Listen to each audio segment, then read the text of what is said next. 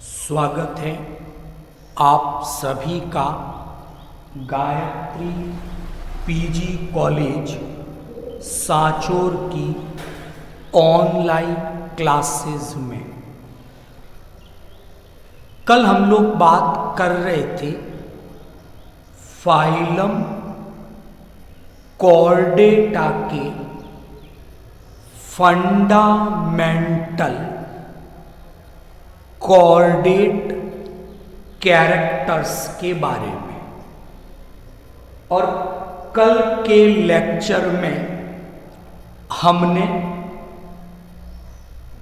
Chordata के 3 आधारभूत fundamental लक्षणों की बात की थी।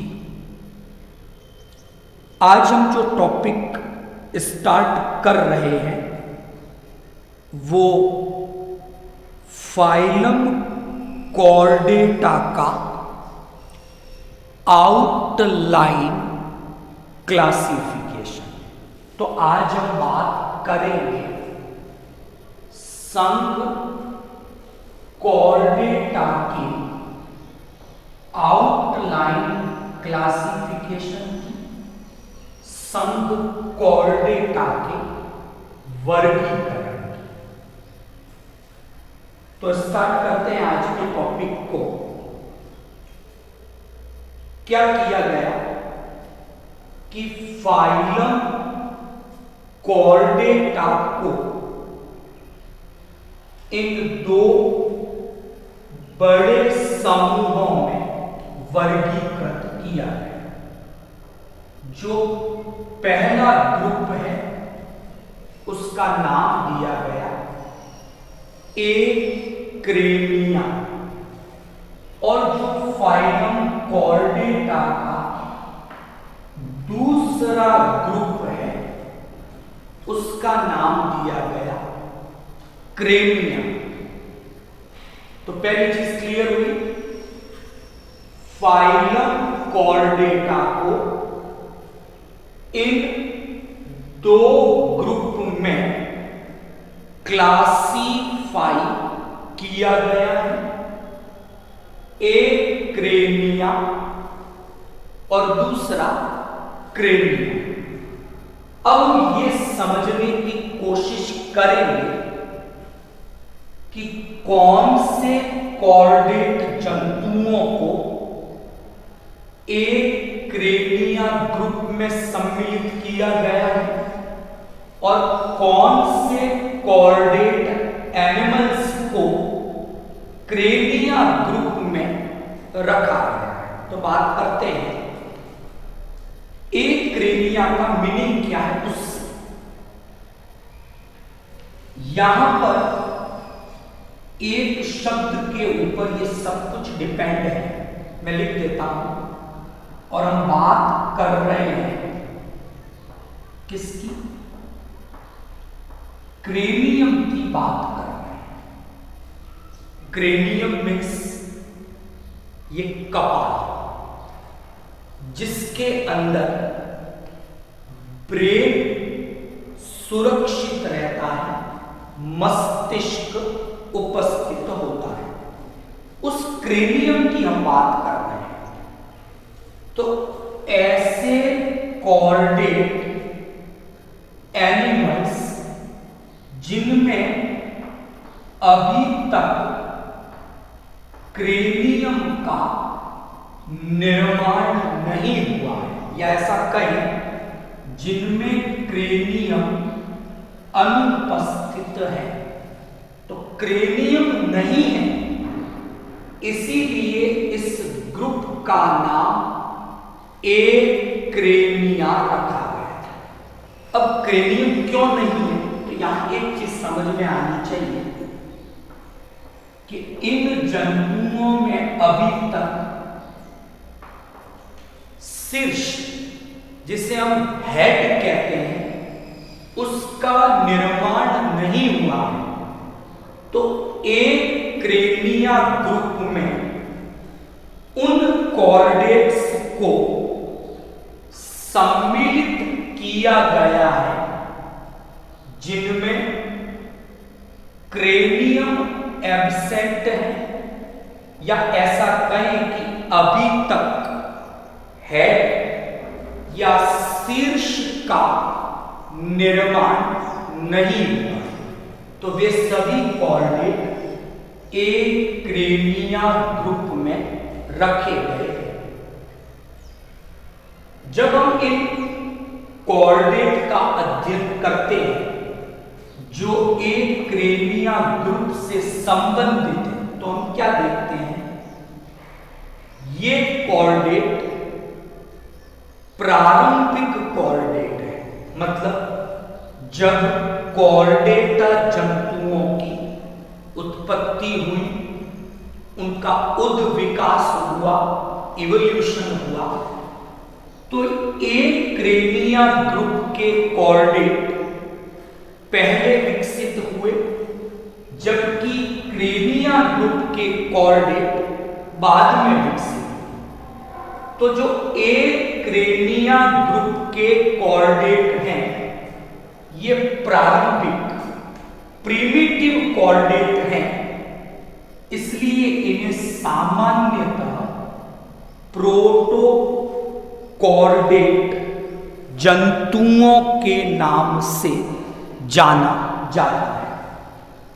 तो एक्रेनिया ग्रुप के जो कॉर्डेट हैं, इन्हें हम जनरली सामान्य रूप से प्रोटो कॉर्डेट्स जंतु इस नाम से जानते हैं, क्योंकि ये प्रारंभिक कॉर्डेट है।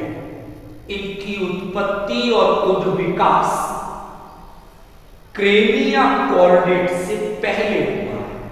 यहां तक ठीक। अगली बात, जो एक्रेनिया ग्रुप के ये जंतु हैं जिन्हें प्रोटो कॉर्डेट्स कहा गया है, अगर हम इन कॉर्डेट की शारीरिक संरचना देखें, इनका संगठन देखें, तो इनमें सिंपलिसिटी यानी अभी तक जटिलता, कॉम्प्लेक्सिटी नहीं आई। और अगर मैं कंपेयर करता हूं एक्रेनिया को क्रेनिया से, और हम बात करते हैं कॉम्प्लेक्सिटी की, लेवल ऑफ ऑर्गेनाइजेशन की, तो एक्रेनिया ग्रुप के कॉर्डेट लेस कॉम्प्लेक्सिटी वाले हैं, अधिक सरल जंतु हैं, किसकी तुलना में, क्रेनिया ग्रुप के कॉर्डेट की तुलना में। तो ये सरल है, कम कॉम्प्लेक्स है, इसलिए इन्हें सामान्य रूप से लोअर कॉर्डेट के नाम से भी जाना जाता है। तो एक्रेनिया के लिए प्रोटोकॉर्डेट्स, लोअर कॉर्डेट्स ऐसे शब्द प्रयोग में लिए जाते हैं। तो क्या क्या क्वालिटी बनती है इनकी, इनमें क्रेनियम एब्सेंट है, हेड एब्सेंट है, और वो क्रेनियम इसलिए नहीं बना क्योंकि अभी तक इनमें मस्तिष्क का, ब्रेन का डेवलपमेंट नहीं हुआ है। तो कल जो हम बात कर रहे थे डोर्सल हॉलो नर्व कॉर्ड की, तो वो उसी रूप में है। उसके अग्र सिरे से मस्तिष्क और उसके पश्च सिरे से मेरुरज्जु का निर्माण अभी तक नहीं हुआ है। क्लियर? इन्हें हम लोअर कॉर्डेट्स के नाम से जानते हैं क्योंकि इनकी कॉम्प्लेक्सिटी सरल प्रकार की है, शारीरिक संगठन सरल प्रकार का है, आकार में तुलनात्मक रूप से छोटे जंतु हैं, और इन्हें प्रोटोकॉर्डेट्स के नाम से भी जाना जाता है क्योंकि ये प्रारंभिक कॉर्डेट जंतु हैं, प्रिमिटिव कॉर्डेट्स हैं। ये सब के सब समुद्री आवास में पाए जाते हैं। इनमें नोटोकॉर्ड उपस्थित हैं, वो वर्टिकल कॉलम कशेरुक दंड का निर्माण नहीं करते। तो ये हमने बात की कॉर्डेटा के पहले ग्रुप की, जिसे एक्रेनिया, प्रोटोकॉर्डेट्स और लोअर कॉर्डेट्स इन नामों से जाना जाता है। कल हम बात कर रहे थे फाइलम कॉर्डेटा के 3 उपसंघों के बारे में, सब फाइलम के बारे में। तो एक नाम हमने कल काम में लिया था यूरोकॉर्डेटा, हालांकि डिटेल इसके बारे में डिस्कस करेंगे। एक हो गया। एक हमने बात की थी दूसरे सब फाइलम की, वो है सिफेलोकॉर्डेटा।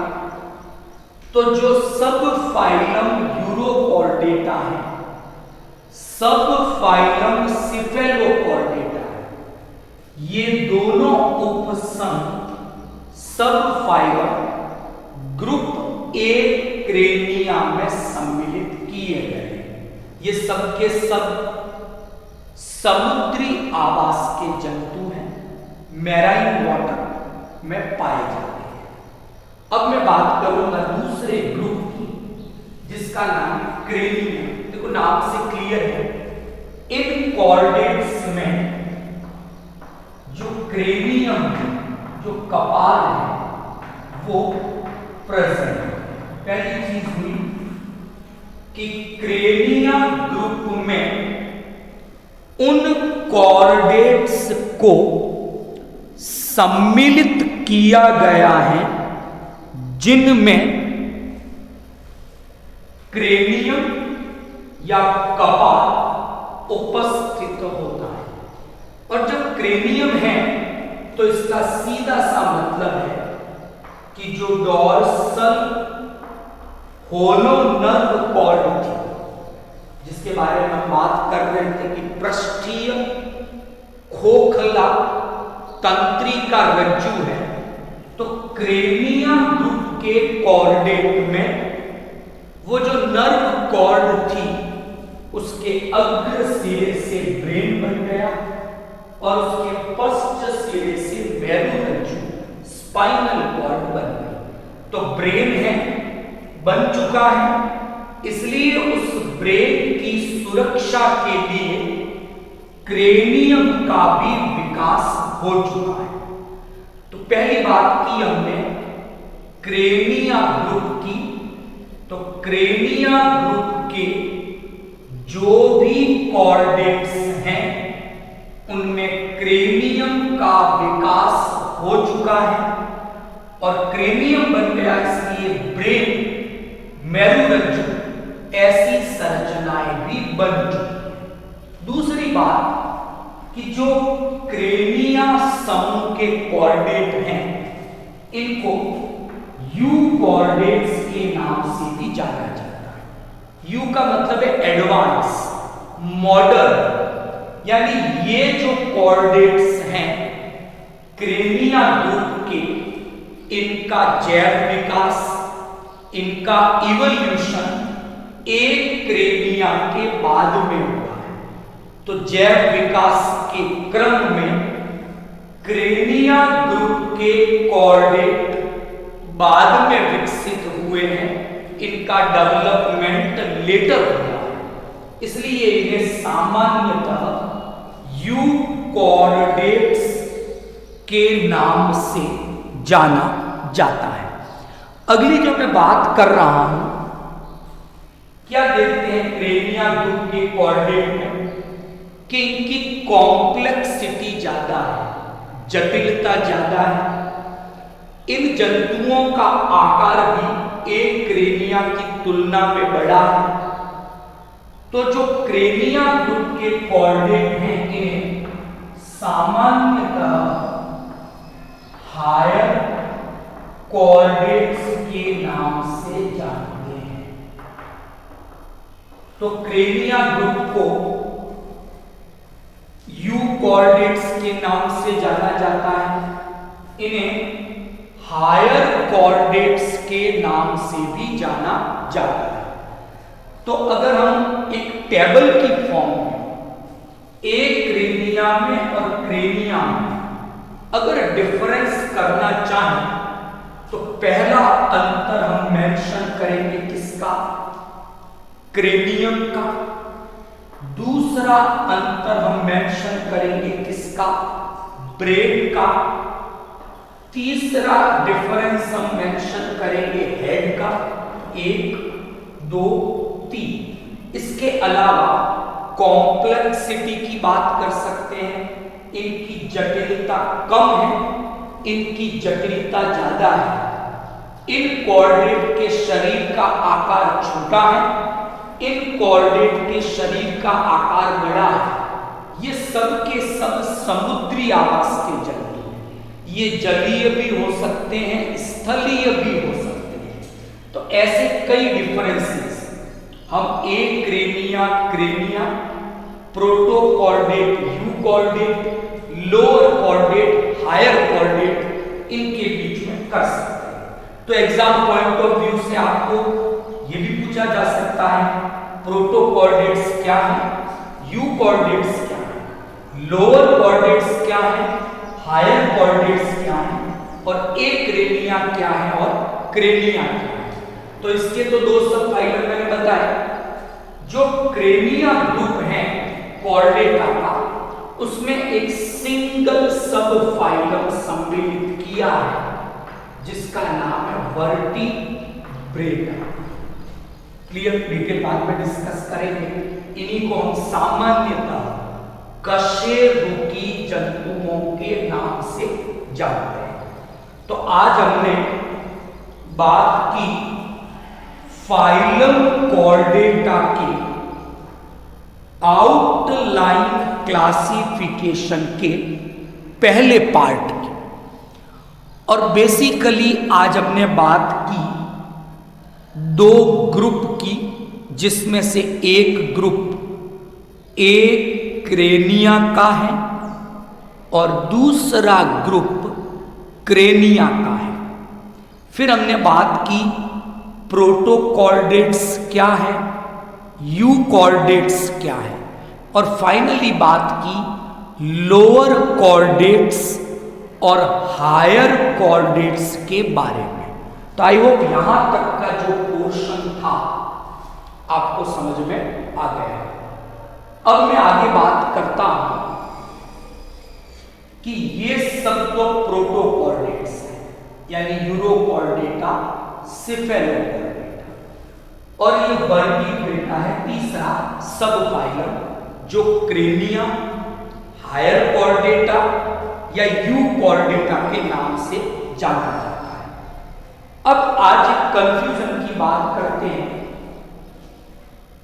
कि कई बार कॉर्डेटा को और वर्टिब्रेटा को समानार्थी शब्द के लिए उपयोग में ले लिया जाता है, साइनोनिम्स की फॉर्म में।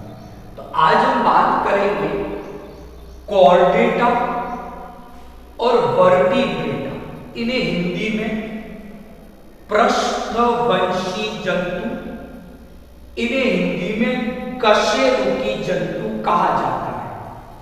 इनमें बेसिकली क्या डिफरेंसेस हैं हम उनमें बात करेंगे। तो बेसिकली मैं 2 बातों पे गौर करूंगा। कॉर्डेटा वे जंतु हैं जिनके जीवन चक्र की किसी ना किसी अवस्था में नोटोकॉर्ड होनी चाहिए, हिंदी में जिसे हम पृष्ठ रज्जु के नाम से जानते हैं। तो जिन जंतुओं में उनके जीवन चक्र की किसी ना किसी अवस्था में नोटोकॉर्ड है, वो संघ कॉर्डेटा का जंतु है। दूसरी बात, संघ कॉर्डेटा के जंतुओं में पृष्ठीय, खोखला, तंत्रिका रज्जु, डॉर्सल, होलो, नर्व कॉर्ड, और वो भी उनके जीवन चक्र की किसी किसी अवस्था में वो तो वो कॉर्डेटा है। लेकिन वर्टिब्रेटा हम किसको कहें कि ऐसे जंतु वर्टिब्रेटा में रखे गए हैं जिनमें जो नोटोकॉर्ड थी, पृष्ठ रज्जु थी, उसके स्थान पर वयस्क अवस्था में एडल्ट एनिमल में वर्टिबल कॉलम कशेरुक दंड का निर्माण हो जाता है, जिसे बैकबोन के नाम से जाना जाता है। दूसरी बात कि जो डोर्सल होलो नर्व कॉर्ड थी, पृष्ठीय खोखला तंत्रिका रज्जु, वो इन जंतुओं में एडल्ट स्टेज में उसके अग्र सिरे से ब्रेन बनता है, पश्च सिरे से मेरु रज्जु बन जाती है। तो वर्टिब्रेट में भ्रूण अवस्था में नोटोकॉर्ड थी लेकिन एडल्ट में नहीं है, उसकी जगह वर्टिबल कॉलम कशेरुक दंड लगा। वर्टिब्रेट जंतुओं में भ्रूण अवस्था में डोर्सल होलो नर्व कॉर्ड थी, एडल्ट स्टेज में उसके अग्र सिरे से मस्तिष्क बना, पश्च सिरे से मेरु रज्जु। इसका मतलब क्या है कि सभी वर्टिब्रेट कॉर्डेट हैं, क्योंकि वर्टिब्रेटा संघ कॉर्डेटा का एक उपसंघ है केवल। लेकिन यह जरूरी नहीं है कि सभी कॉर्डेट वर्टिब्रेट, क्योंकि कुछ कॉर्डेट इस कैटेगरी के भी हो सकते हैं, एक्रिनिया या प्रोटोकॉर्डेट या लोअर कॉर्डेट, जिसमें यूरोकॉर्डेटा और सिफेलोकॉर्डेटा की हमने बात की कि ये कॉर्डेट तो है लेकिन इनमें नोटोकॉर्ड की जगह एडल्ट में कशेरुक दंड वर्टिबल कॉलम नहीं बनी, पृष्ठीय खोखले तंत्रिका रज्जु की जगह एडल्ट में मस्तिष्क और मेरु रज्जु नहीं बनी, लेकिन इनमें नोटोकॉर्ड थी, डोर्सल होलो नर्व कॉर्ड थी। तो ये कॉर्डेट तो है लेकिन वर्टिब्रेट नहीं। तो यहां ध्यान रखने वाली बात क्या है कि सभी वर्टिब्रेट कॉर्डेट है, लेकिन सभी कॉर्डेट वर्टिब्रेट हो ऐसा जरूरी नहीं। इसलिए हम कॉर्डेटा को और वर्टिब्रेटा को साइनोनिम समानार्थी शब्दों के रूप में उपयोग में नहीं ले सकते। ये दोनों अलग अलग कैटेगरी हैं और इन दोनों कैटेगरी की कुछ प्रॉपर्टीज है वो भी अलग अलग है। इसी तरह हम बात करते हैं नॉन कॉर्डेट और इनवर्टिब्रेट की। तो पहले बात करूंगा नॉन कॉर्डेट की। अपृष्ठवंशी जंतु, तो कॉर्डेटा का अपोजिट मान ले नॉन कॉर्डेटा। अपृष्ठवंशी, ये पृष्ठवंशी। फाइलम प्रोटोजोआ से लेकर इकाइनोडर्मेटा, जितने भी फाइलम हैं, चाहे वो माइनर फाइला है चाहे वो मेजर फाइला है, तो कॉर्डेटा के अलावा जो भी संघ हैं उनमें से किसी संघ के जंतु में ना तो नोटोकॉर्ड है, ना डोर्सल होलो नर्व कॉर्ड है, ना ही पृष्ठीय खोखला तंत्रिका रज्जु, ना ही ग्रसनीय गिल छिद्र। ये जो कॉर्डेट के जो तीनों फंडामेंटल कैरेक्टर्स है वो नहीं है, इसलिए उन जंतुओं को नॉन कॉर्डेटा कहा। प्रोटोजोआ से इकाइनोडर्मेटा तक सभी संघ उसमें आए, जबकि कॉर्डेटा एक संघ है जंतुओं का अंतिम, जिसमें वो तीन फंडामेंटल कैरेक्टर्स होते हैं। तो नॉन कॉर्डेटा और कॉर्डेटा में अंतर की बात की। अब मैं बात करूंगा इनवर्टिब्रेट और वर्टिब्रेट। ये कशेरुकी जंतु हैं, तो इनवर्टिब्रेट को हिंदी में कहेंगे अकशेरुकी जंतु, यानी जिनमें पूरा के पूरे नॉन कॉर्डेटा सब आ गए, क्लियर, और कॉर्डेटा के ये वाले सब फाइलम भी आ जाए, यानी नॉन कॉर्डेट प्लस प्रोटोकॉर्डेट्स, एक्रेनिया या जो लोअर कॉर्डेट, इनको मिलाकर इनवर्टिब्रेट ग्रुप बनता है, अकशेरुकियों का समूह बनता है। तो ये जो है ना प्रोटोकॉर्डेट्स, लोअर कॉर्डेट्स, एक्रेनिया, ये एक्चुअल में इनवर्टिब्रेट कॉर्डेट है। कॉर्डेट तो है लेकिन वर्टिब्रेट नहीं, तो इन्हें हम इनवर्टिब्रेट कॉर्डेट या नॉन वर्टिब्रेट कॉर्डेट के नाम से जाना जाता है। तो आज हमने बात की आउटलाइन क्लासिफिकेशन के फर्स्ट पार्ट की। कल थोड़ा और डिटेल डिस्कस करेंगे कि आगे क्रेनिया का फिर कैसे क्लासिफिकेशन किया गया, पीसीज सुपर क्लास क्या है, टेट्रापोडा सुपर क्लास क्या है, एग्नेथा क्या होता है, ग्नेथोस्टोमेटा क्या होता है, इनके बारे में हम कल बात करेंगे। Thank you all of you.